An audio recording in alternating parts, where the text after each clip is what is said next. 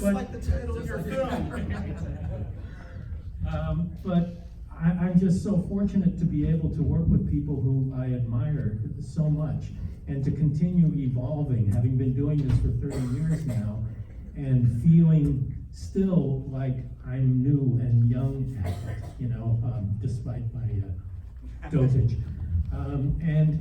And to be able to work with people and give them an opportunity to do their work uncensored and their way. That's the philosophy behind Masters of Horror and the philosophy behind this movie. And it's just really exciting to be able to work with my brethren and sistren and be able to give them an opportunity to do what they want. When we did Masters of Horror, John Carpenter had almost retired because he'd been treated like shit by the studios.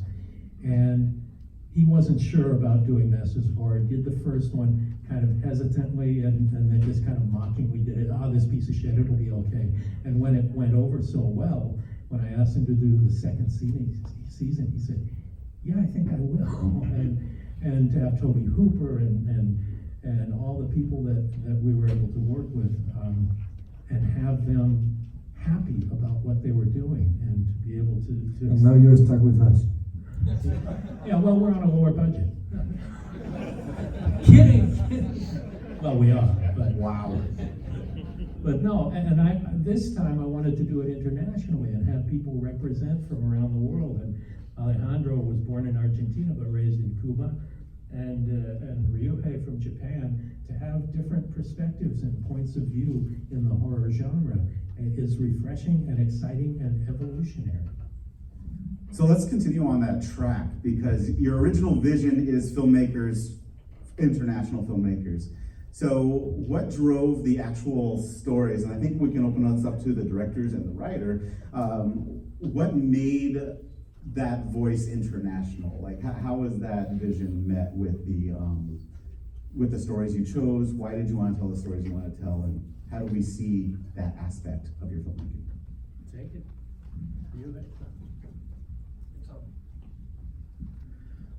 Mick introduced me to this sexy, super nice but crazy, talented lady from Mexico, and Sandra. And she and I, that's the thing about the Mick, he knows people and he knows how to match people, and he thought that, crazy Japanese director and crazy Mexican writer, will be a good match. And he introduced us, and we were instantly connected, and she started throwing a bunch of ideas, and Mashid was the one really, the one who grabbed me. So, because it was funny that the Mexican lady wrote that twisted, story about the religion, and through, me, the Japanese director, I thought that it would be a, very interesting match. So, and Mick Garris, he's a real master of horror, and he always writes. So, I had a blast doing that movie. Ryuhei added the Asian element of more blood and body parts. Yes. And swordplay. I think my fellow Mexicans in the audience will agree with me that is actually makes perfect sense. That script is as crazy, especially with the Catholicism aspect. Yeah. Yeah, I totally see that. I see a very Latin American sensibility in that one. Absolutely. Well, I guess mine was the opposite. I don't see mine as international. I actually see it as like the widest thing I have ever done. Yeah, because if you think about it, Latinos we don't exist in horror, and we don't exist in the horror from the 80s, certainly. Think about slashers and try to find a Latino there. I actually was thinking the other day, if I should do something like this, but I have a bunch of Latinos staying at one of those camps or cabin in the woods, and they would be doing barbecues, and you have the white girl running, covered in blood, and the killer after her, and all of us would be like, white people. But actually, mine, I had no clue what to do. And I was very intimidated by these other four gentlemen. And I usually don't write shorts. And then I had this idea. I said, okay, I'm instead of doing a short, thinking about it as a short, I'm gonna do the third act of a slasher. Because we have seen all the slashers, so we know. Just the moment you see the woman covered in blood and the guy with the mask, you know where you are in the movie. And that's what I wanted to do. And then I just knew I needed a twist. So well, then the twist appeared. But the sensibility that Wow, interesting. excuse me, I'm a power suck. What can I say? But the sensibility that, I don't know if any of you have seen Juan of the Dead, Juan de los Muertos. The sensibility of that film is what led me to ask Alejandro if he would be interested in doing this. And I think it delivers that sensibility, Latino or otherwise, that came from Juan de los Muertos. And it was thrilling to see that happen. And by the way, a funny story. I wanted my protagonist to be a Latina, and I had this friend, and I had always wanted to work with her, and I said, go do the casting, and she went, and that day I was also going there, and while I was arriving, she was leaving, and I asked, how did it go? And she said, great, I'm gonna meet with the director now. I'm like, why the hell? I mean, how? Who? And she was like, oh, I'm going to meet with Ryuhei. I was, what the hell? I mean, and suddenly hit me. I'm like, oh, they probably needed Latina for Ryuhei's, and I'm gonna have to find someone else. And yeah, so it's the nun. It's a great friend, great actress, Mariela Garriga, and she ended up being the lead in Ryuhei's. You know what? At the end, it worked because, as I said, I mean, it's the third act of a slasher. You want to do you want it to feel like a slasher, and there are no Latinos in a slasher. So, and I'm super happy with Sarah Withers, the girl we found. I'm gonna borrow that for just a second. I have to ask this. So, raise your hand if you know which of the segments each of these gentlemen is responsible for. Does anyone not know? That may be better. Or knew before the... Or didn't know. Did anyone find themselves wondering who did what? Raise your hand if you found yourself wondering who did what. Okay, but everybody's kind of cool with, you all know who did which one? So the writer did David Slade's This Way to Egress. The second to last one. I want to make sure we're all totally, like, know exactly what we're talking about before we move on. How we doing? All right. There you are. I'll kill it. Yes, probably. We'll look for more depth via microphone. Yeah, okay, so let's talk about making these all kind of fit together. So I do notice that there's different composers. So music is one way that you could potentially unify, but there are different composers for each segment, and what you end up having is this this really rich tapestry as a result, and it complements the overall feeling of, hey, we're looking at a different aspect of horror. You know, I love how it starts with just complete mayhem, and then it goes to something a little more. Joe Dante's is the plastic surgery one. And then we have something a little more psychological, and you've got these different aspects of horror. So I wanted to hear about the process of making sure those all fit and didn't make it seem, I mean, you could potentially have made it seem like an incoherent mess, but. Well, I didn't want them to fit. I wanted them to reflect the individual filmmakers, and it was my job to try and tie it together with a wraparound. But the wraparound was written after everybody delivered their scripts, because I didn't want anybody thinking about, oh wait, what should I do to tailor it to the other shorts or to make it the movie that way. If the wraparound is strong enough, then it justifies these being wildly divergent from each other, and that was the whole point of it. So the setting it in a movie theater seemed to be the ideal way to tell these stories of these people's deepest fears. And I didn't tell anybody what it was going to be, so that it would encourage them to not be hampered by that. Larry, you haven't had a chance to speak yet, so I think this is a good time to ask you about when you got this project, what were you given to write with, or was this a story you already had? And I'm sure, hopefully, we'll get some audience questions about everything going on in your story.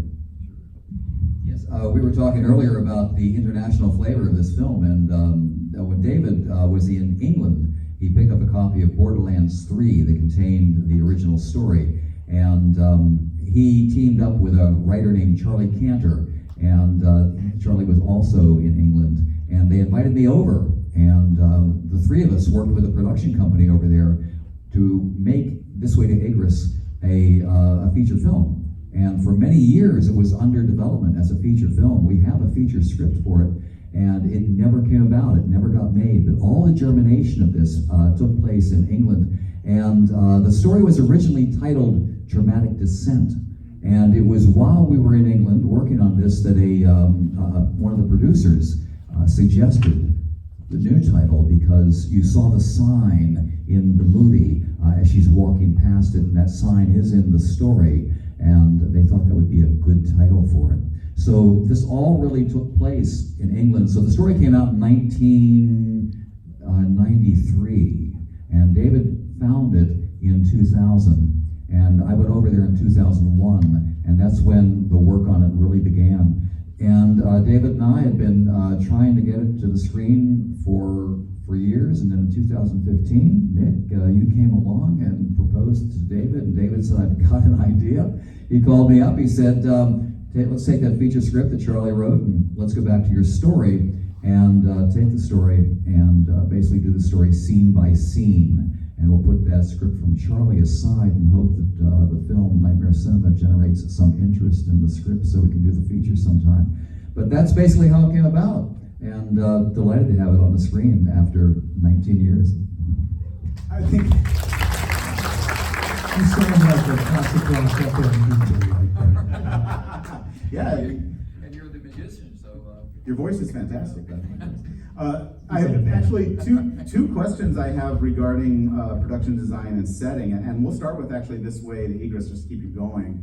Can you talk about that setting, with especially when you had to really mess up that set and So Mick can probably chime in on this story a little bit, but was that a riot? We went, can I say the name of the buildings we were in? We were in the LA Times building. We got the 6th floor of the LA Times building, and our genius art director, Lauren Fitzsimmons, goes up there with a team and just trashes the place. She's putting blood and black mold and all this stuff, and you saw it. It's on the walls, it's on the floor, it's on the ceiling, it's all over the place. It is. And did we have the management of the property show up during filming and looked at this, and the producers were saying, "Don't worry, we tested this; it's going to all come off." And actually, it did, because the plan was to actually make it the total nightmare first, and then to gradually back off, so that when we were done toward the end of filming, we had the set back to where it originally looked. And that's when, as I recall, the first scenes when she's sitting in the waiting room and everything looks fine, that was after all the layers of crud had been taken off. Is that pretty much how you remember it, Mick? Definitely, yeah. Except it was the LA Times building years ago. Now it is a Los Angeles city government building. That's the only issue. So I think it's no surprise to everyone that the next question regarding the location has to be for Ryuhei and the church. The church where you slaughter multiple small children. So, can you talk about that? Yeah, we found the church. It was in Pasadena, right? Somewhere. Altadena. So that was the church that they shot the original, not the remake, original The Fog, John Carpenter's. That's exactly the same church. The climax of The Fog was shot. So yeah, we couldn't believe that, any church let us do that crazy thing. But they let us do it. And same as, David Lee's episode and our amazing production designer, Roland. And I asked, because the special makeup was like A and B did it, so first thing I asked him was like, just bring me the blood pump and body parts you used in Kill Bill. Because I'm gonna just explode blood and blood and blood, and we're gonna just throw the body parts, That's what we did, so, that's the day that I had to shoot that entire climax in like a day, so it was a tough shoot, but that was the day that I found myself. I realized how lucky I am because I'm the director. When we wrap, I could just go home, right? I had no idea what Rory and her team did, but they must have cleaned up, I guess. So it was fun doing that scene. What about you've got very sexy scene with a priest and a nun. Was that also in the church? I really, when we get a chance to release the Blu-ray, I really want to do the extended version of that scene. That scene, my great DP, we had the same, me and Alejandro had the same DP, the genius guy, Matthias Schubert, and he had this thing called Ronin, kind of like Steadicam, and he was like doing the 360, because that's what I wanted, Matthias, I want to do this, fuck scene, 360, 360, 360. so, but of course, we all have like, around 20 minutes, so I had to chop it up, but, just for my own collection, I have the longer version, so one day you'll find it on YouTube or something. I'm going to ask one more question, and I'm going to open it up to the audience, and that is concerning the wraparound with Mickey Rourke's character of the projectionist. You mentioned how that came after. Whoa.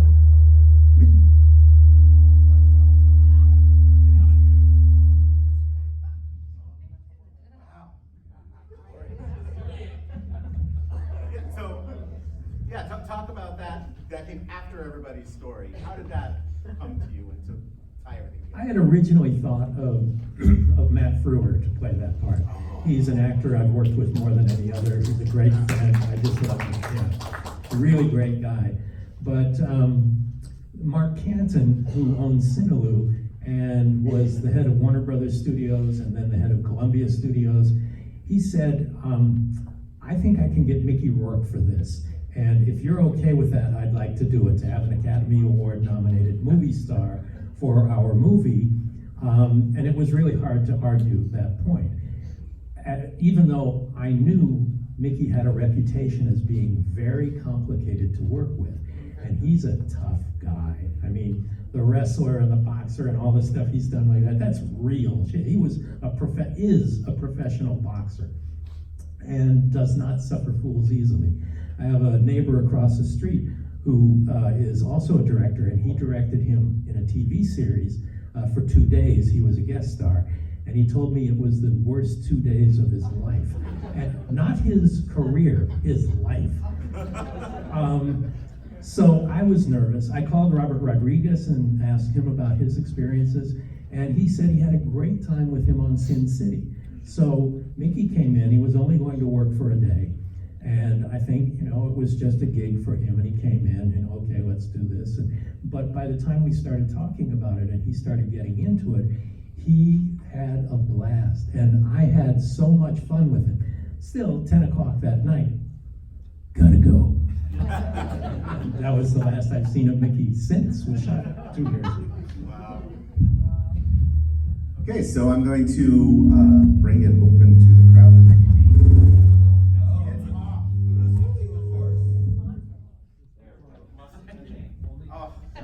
Are you gonna run for me? I'm cool with that unless your force destroys this whole building. Hello. Yes. Earthquake codes are broken here. Maybe keep that one off, and I'll give you this one. But we've already got a question right in the middle there. Normally I run and burn all my calories. My question's for Ryuhei. I'm very curious how you wound up having Fabio Frizzi do the sound for that. That was incredible. Thank you, because when I get the script, I kind of wanted to, I've never done it before, but I want to show my influence from the Italian horror movies from the 70s and 80s, so that's why the visual I went to the very super colorful way. And when it comes to sound, I love, Fabio, I love goblins, so that's what I, told my composer, Aldo, to do it. And what he did was, he just teamed up, this bunch of cool musicians, bass player, drum player, guitar player, and he played himself Mini Moog, which is the very vintage synthesizer, and we were just showing the rough cut of the movie and kind of did that jam session recording, live recording. So it was like very cool. We basically, recorded everything as we seen the movie. So, and also what good about the live recording, was, of course, Mick was always there to support us, always creator. He was the, very amazing producer. But of course, there's a lot of producers on the movie, right? So then later they come to me, I'm like, can you just take out like 1 more minute, 2 more minutes? So I said, you know what, this is not computer generated music. We live recorded, so I cannot do that. So I declined that, so that was fun, but it was great, because I'm a huge Italian prog rock fan, so that's kind of the feeling I wanted to do. The irony of it is, No, I only sing. the irony of it is, we had Claudio Simonetti do 2 scores for Masters of Horror for Dario Argento's episodes. And I said to Ryuhei, I can get you Claudio Simonetti. And he said, nah, I'm good. Anybody else? Norm's walking around, and your questions are burning. It's your one chance. The tour stops here. Yes, got one right over here, Norm. Oh, Go, go, go. give it a run, brother. Go, go, go. Go completely to the opposite place from where you were. Where was that hand? Oh, there you go. So there's kind of a bunch of different questions coming in my head, but it again coming back to the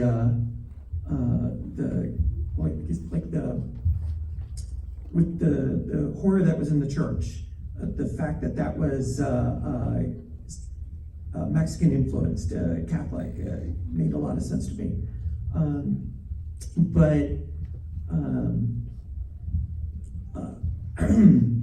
sorry, I'm wondering about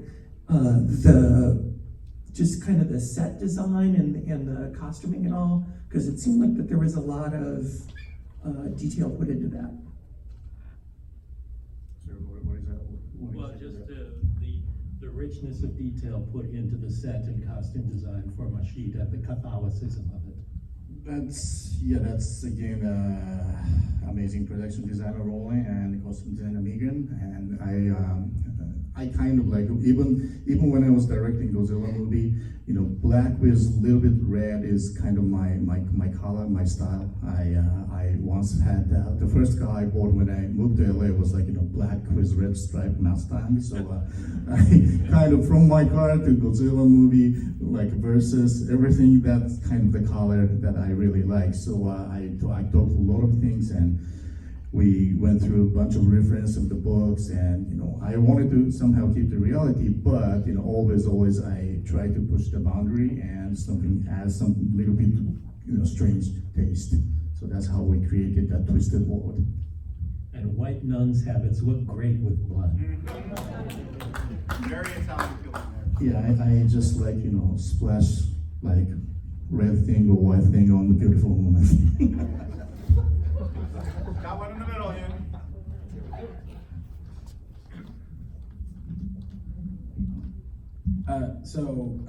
I love anthology films like this. It's very rare that it seems like the 80s was the high watermark for them, and then every once in a while it's like, a blue moon comes around and then we get another one. Go back to the 60s and 70s. Oh. There's so many good ones. Talk to me after, I'll blend you some. Okay. So my curiosity is, how did you guys decide on the stories to choose? I mean, it's what, 5? It was 5 short stories. So what was the process of coming around of like, okay, I want to do this, this, and this? I mean, considering that the short format leads itself to do all kinds of crazy stuff. So how did you guys come around to choosing the stories you did? And then was it the directors just got to decide, or was it Mick, like, did you kind of dole these out to the other filmmakers? It was completely up to the filmmakers. The only thing I needed to be aware of, obviously I needed to know what the stories were, but mostly so that nobody was overlapping in the kinds of stories stories they might be telling. So Ryuhei had his pick. He was given 5 different storylines, and the one he chose was Mashit. And then Alejandro. I had no backup plan. Yeah, I mean, I'm glad. But he's the I'm glad- writer-director too. Yeah, but I'm happy that Mick liked that story, because if Mick had said that sucks, I would have been fucked. And David loved this story and had been wanting to tell it for a long time. And Joe Dante his was written by Richard Christian Matheson, who is the son of Richard Matheson, who wrote a lot of the original Twilight Zones. And Richard Christian had written on Amazing Stories, a show where I got my start. And so he had worked with Joe before, and Richard's father, Richard Matheson, had written Joe's segment of Twilight Zone, the movie. And I knew they would be a good match, and so Richard came up with 5 or 6 storylines, and the plastic surgery is the one that most excited Joe. And so it really was entirely director-oriented. Was there anything left off the table that like this sounded like something you guys went in a different direction?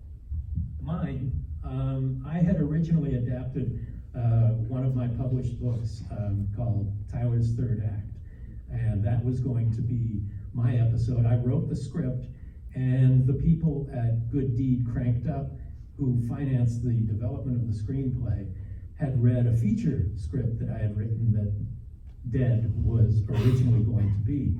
And so they said, what do you think about crunching Dead down to 20, 25 minutes?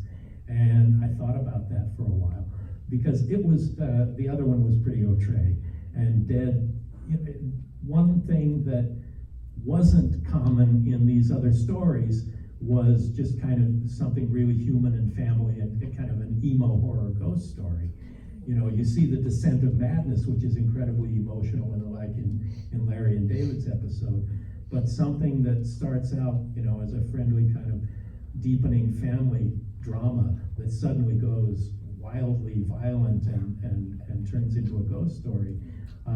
That felt like a good way to bring these different divergent ideas to a conclusion. So when Nightmare Cinema 2 happens, I'll probably do Tyler's Third Act.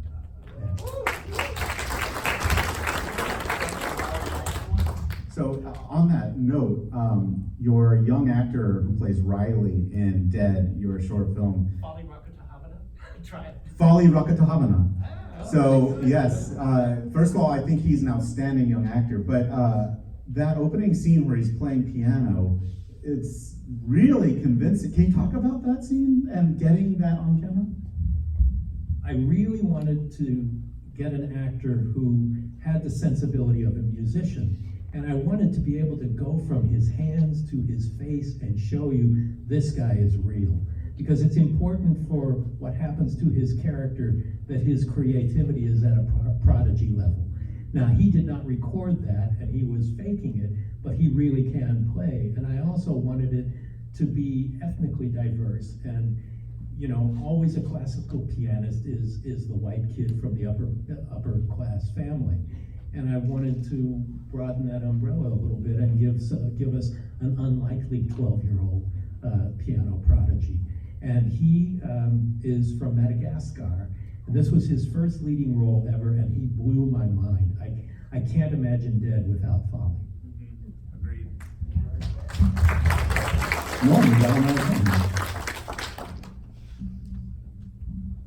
For the slasher film, I really like the third act, the twist. Were there any other twists you were considering besides that one that you showed?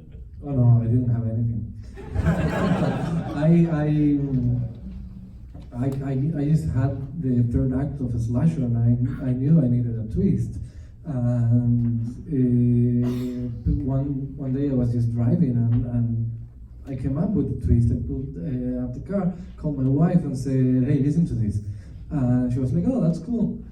Do it." And then I called Mick and I told him the idea, and he loved it. And actually, we didn't have a title, and when we were talking, we said this is like the thing in the woods. And he was like, "That's the title." So yeah, no, I didn't. Why? You wanted more twists? You're very greedy. That head splitting scene's pretty sweet, though. Bring me in the woods. Actually, we're going to stick with you a little bit because I think the thing that got me when I first saw Nightmare Cinema, you know, there's an old saying for like ancient Greek tragedy where you start in the thick of things. That's what this is. Like when I was watching, I was like, oh, it's going to be this, is it? Because it opens with like a punch in the face, and you're kind of thrown in, and I had no idea, like, okay, this is the road. So you both might have to answer this, is how did it start that way? Yours is the first one, and there's no wraparound to lead us into this chaos. It was, well, as I said, it was the third act of a slasher. And when I think the first image that I had when I came up with the idea was this girl covered in blood running in the woods. So I guess that was it. I just took it from there. And the thing is that once I had the twist, I sat down to write, and it came up. Everything just came out in one afternoon, and it pretty much stayed the same. I think we had to trim it down because it had to be 20 minutes, and it was a bit longer.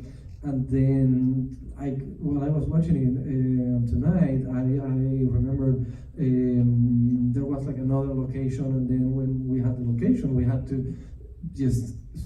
just that location.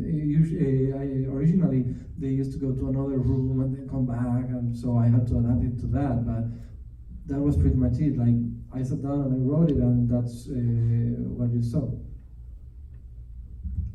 Well, the order was really important.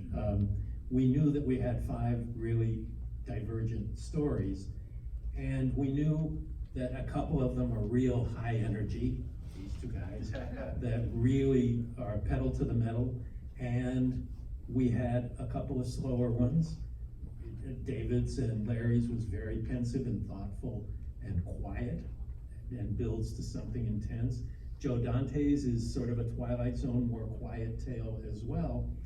And then Dead has it. You know, it starts out in a piano recital of all places to start a horror movie. But we had to figure out the order before I wrote the wraparounds. And we knew that Alejandro's would be a horror fan's wet dream. And it hits the ground running, and it's so funny. You know, when she first starts slipping on the corpse repeatedly. It went on a lot longer than that in the film. Actually, I always say that, like in our very first screening, it was like 40 seconds of her sleeping, and then when we had to trim it down, I was like, okay, let's make it shorter. But it went on and on and on forever. It was super fun. It's oh, I forgot. Well, we just knew that was the perfect way to start it. The more complicated question was how to end. But at first, Larry and David, their story was going to be the second one. And Joe Dante read the script with all of the order in place, and he said, you know, theirs has a bunch of creepy faces. Mine only has 1 or 2. Don't you think maybe it should be earlier? That's hard to argue with. And so that change happened. But it had to happen before we shot the wraparounds, because each one is important, how it leads in and out. And then we knew we wanted pedal to the metal again in the middle, and Ryuhei delivers that in spades and buckets. And then going quiet again, and then to wrap it up with something kind of emotionally resonant was the way that we ended up doing it. For whether it's the right way or wrong way, it's in stone now. For Alejandro, did you know ahead of time that a policeman shooting himself in the head with such gruesome detail would be so funny? Oh, that was the other thing I wanted to say. The question's about the cop shooting himself in the head. So, in our very first screening, when we premiered Fantasia last year, I was curious. I was like, how long is it gonna take the audience to know this is a comedy? I mean, it's fun. Not a comedy, it's fun. Well, it happened as soon as she falls on top of the body, they started laughing. And she starts sliding. But then the very first big laugh is when he trips and falls. And I wanted to make this gory. I wanted blood in this one because the last time I did a short form anthology, I didn't have much blood and people were complaining. So I was like, okay, let's throw some blood here. And as Ryuhei probably knows, whenever someone asks you, do you want more blood? The answer is always yes. So yeah, when we were prepping, I said I wanted it like to be like a big chunk of head missing and all that. And yeah, it turned out really fine. There's one in the back. Oh. I have a question for David, for this for David Garris. Yeah, I loved so many aspects about it, the tone, the pacing, and the build of the character, and I'm really curious to hear more about your process of cutting down a feature film to a short, and how true it rings to what you originally created and what things you may have needed to adapt to get something like that. Yeah, thank you for that question. You know, actually, the real challenge was making the story, the original story, into a feature, and that's why we spent so much time talking and brainstorming and thinking about things we could add in. So we'd added enough in to make it a 90-minute feature. And when David called in 2015, he said, let's just go back to the story. We'll take all of the description out. We use the dialogue. The story has a lot of dialogue in it. The dialogue that you hear in the film is the dialogue from the story. And so we'll just take the story. We'll put the dialogue in. We'll have it take place sequentially, just as it is laid out in the story. And so we did all that. And then we had a script that was 17 pages long, 14 pages long, and David got back to me and said, we need to add some scenes. And so we did add the scenes, and the scenes, if I had thought about them when I was writing the story, I would have put them in. The scenes that we added are in the middle, and it begins when she is out looking for the kids, and the guy is coming down with the buffer. That's where the new stuff begins. And that's where the repetition of the phrase, what children, begins to recur. In the original story, that was just there in the elevator sequence. The woman in the elevator says, what children?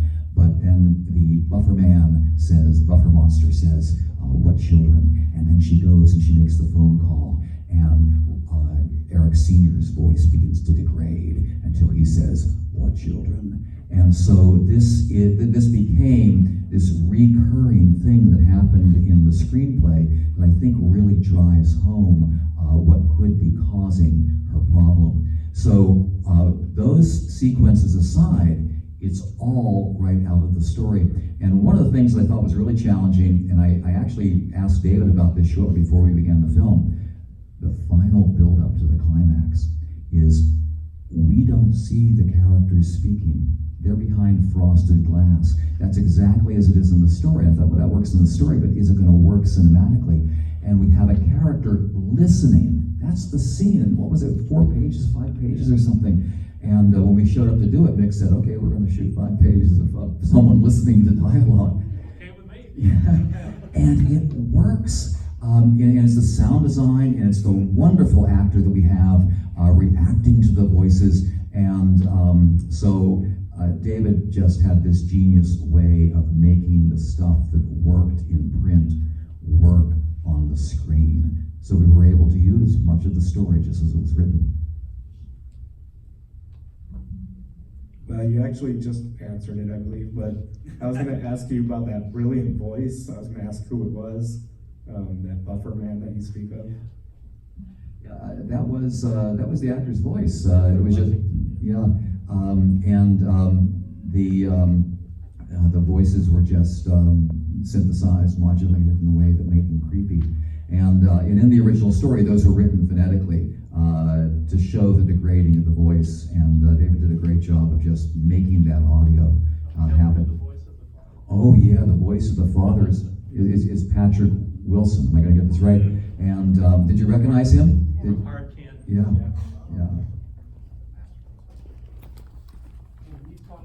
makeup in that piece? Because that receptionist is creepy as fuck. Yeah, isn't that great? In the story, there was a great deal of description of what these characters, what these creatures looked like, and how they began to degrade. And David and I spent a lot of time thinking about how this would actually look. And we began working on this before CGI was really as prevalent as it is today, and as sophisticated as it is today. And David's original plan was he would have these characters in the background that would actually just have cutout faces on them, and we would have them out of focus, and it would make it look really weird. But what we did in the film is that there was practical makeup, and it was brilliant. And then David and the effects people went in and altered it, and just repainted elements of the faces. So when we see the woman in the elevator, the sideways eye was added. That makeup was creepy as it was before the computer alterations took place. But once those were added, man, that's creepy stuff.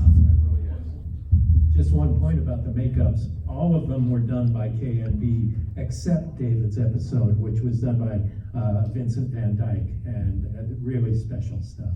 And I know that everyone who did, KNB definitely lost money on this movie, I promise. It's not over yet.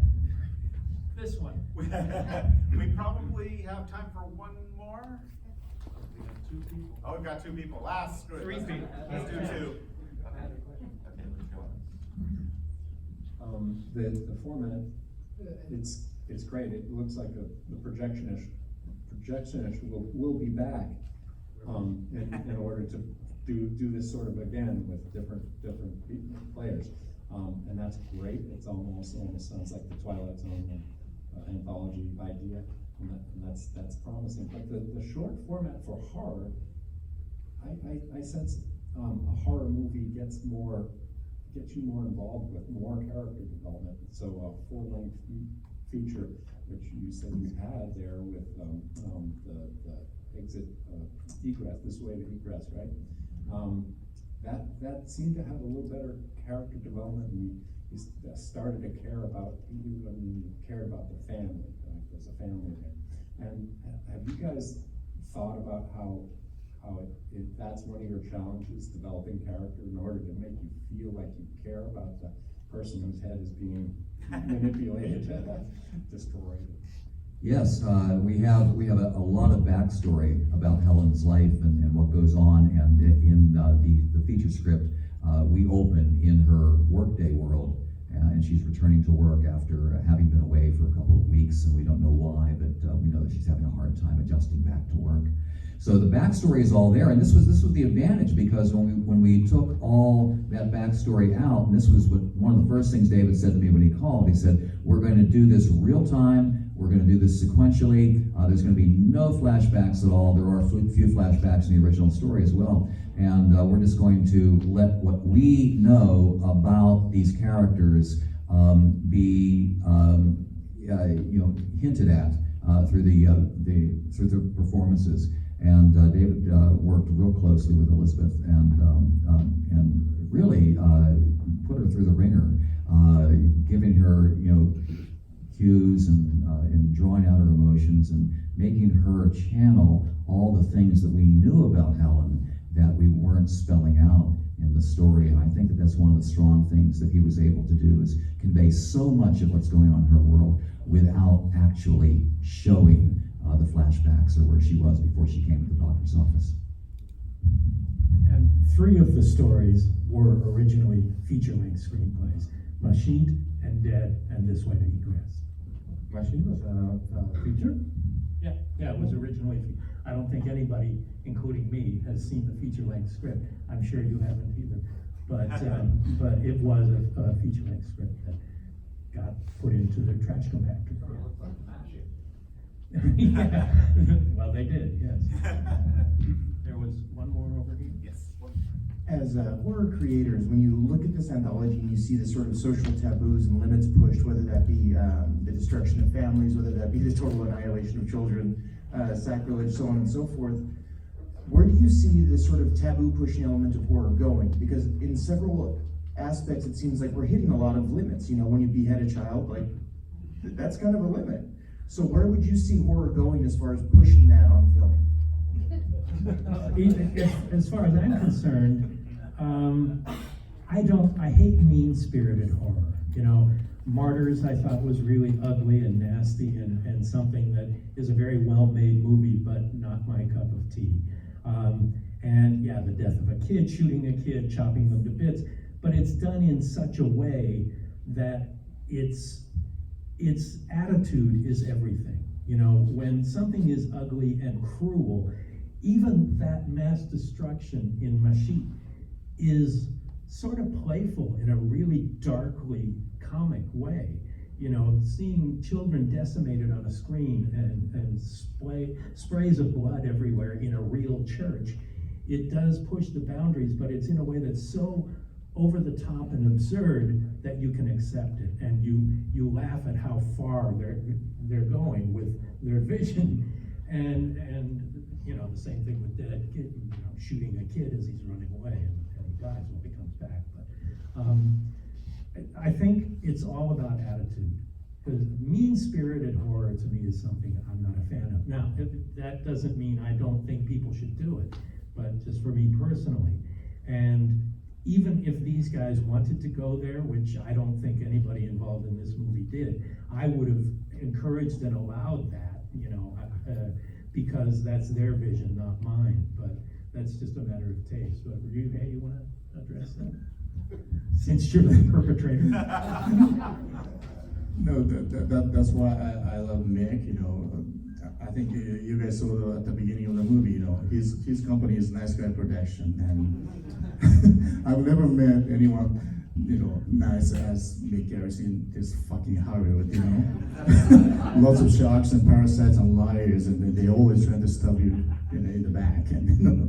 And Mick Garris is the only person that I know that is really, you know, have this warm heart, even though he's the master of horror. So I think that, and you know, exactly like he said, I'm not a big fan of torture porn movie, or you know, that kind of, it's okay that, you know, a lot of my friends make that kind of movie, but every time somebody offer me that kind of movie, I never want to do it, you know, and it's just not my cup of tea. And somehow Mick knows that, you know, when he gathered the people, you know, what kind of people, you know, just, we all have the kind of like say, we have the very different style, but Mick somehow understands, you know, not only the creative difference, as a human being, he always gathered this perfect, like almost like a family that, you know, shares the same vision. So when Sandra sent me the machine, you know, I thought that the only way to make that work is like, you know, just go like to top gear, over the top, and make it like you said, playful, you know, the crazy, almost like a comic book way. Otherwise, it's just like so depressing, you know, chopping up the kid. Even stabbing the kid or choking the kid, that's really not my style. But you know, they are not really the human being. They're like the demons, you know, like the priest said, you know, fight the goddamn devil. So when it's zombie, it's okay to kill the child, and when it's possessed, I think it's okay. So I think. I guess your question is not only about pushing boundaries with the goal, right? I think there's horror has a lot to do with the times.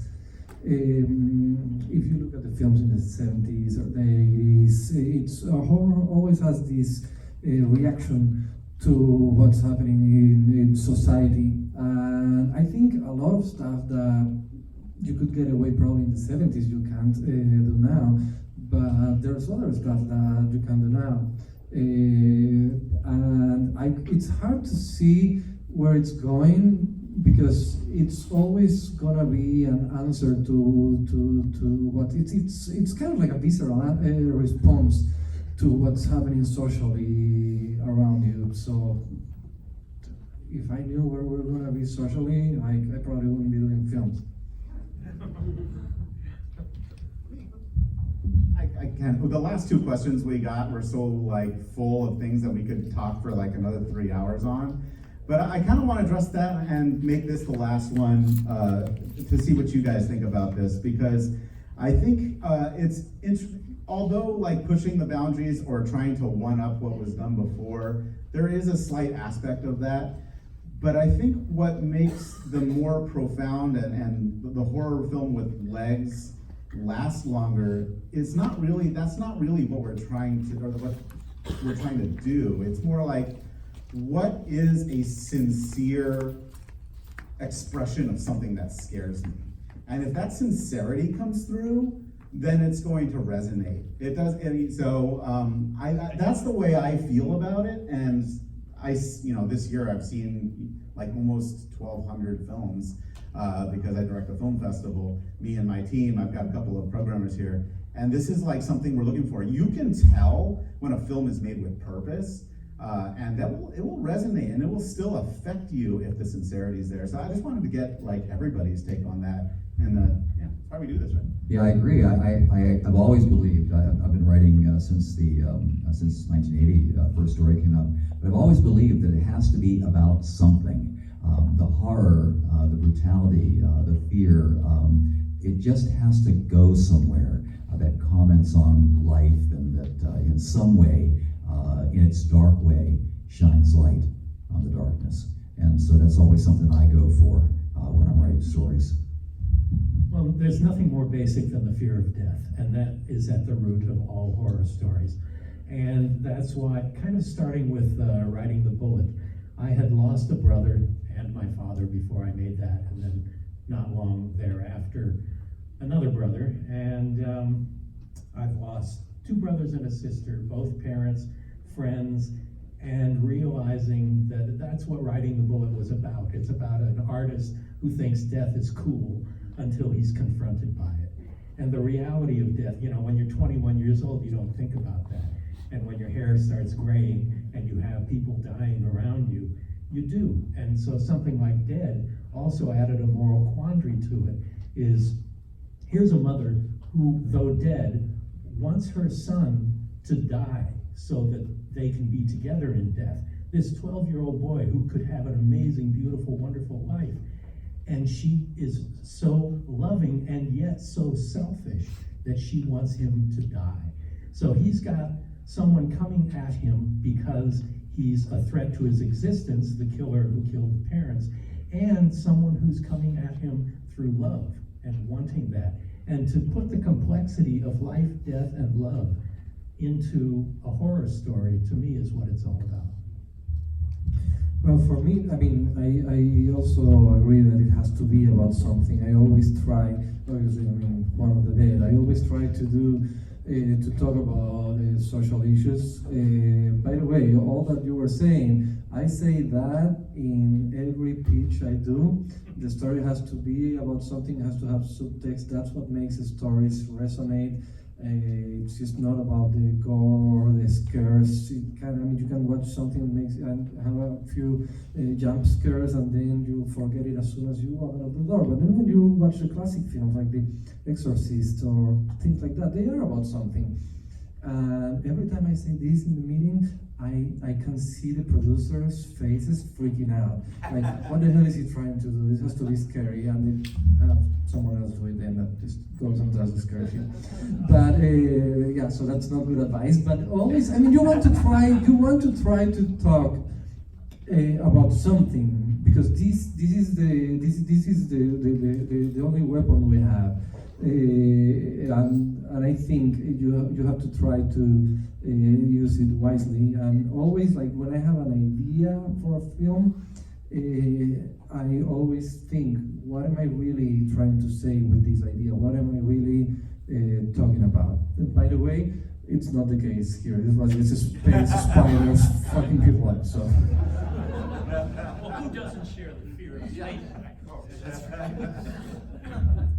Well, the other masters said everything, so I agree 100% with them. But then again, Alejandro just said it, because when I was doing the machine, yes, there are a lot of things that when you start, if I need to explain, there are a lot of things, in my mind was like, what is this face and blind face? A lot of people in the real life, they have faith in something, facing yourself, facing somebody, then it's a very dangerous thing that, if you have face, that's like, that's kind of like a double-edged sword. And sometimes you believe in something different and, somebody betray you and that kind of things that, always happen in my life. And, so I do have something that I want to say, and I always try to, even though when I do this crazy, horror short story, I always try to find something that I can connect. But in the end, when I do, especially when I do the horror movie, to me, it's all about, fun, because when I was like 9, I lost my mom, and I was a lonely kid, I was just with me and my dad against the wall, and, and my dad was struggling with his job, so, he had to take me to places, to town, so I didn't even go to, school when I was like 9 to 12.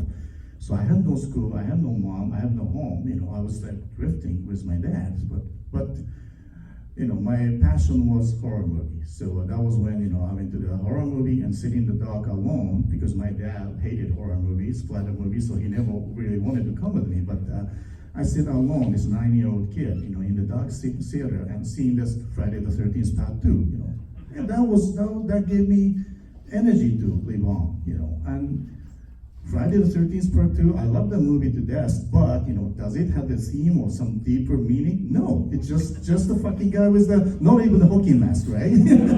With this bag on his face, killing everybody, but that gave me energy to move on. So I really, that's the reason that I really do this, keep on chopping your head off, doing a crazy thing in the movie, but in my own twisted way, I try to give energy to my audience. That's what I'm doing.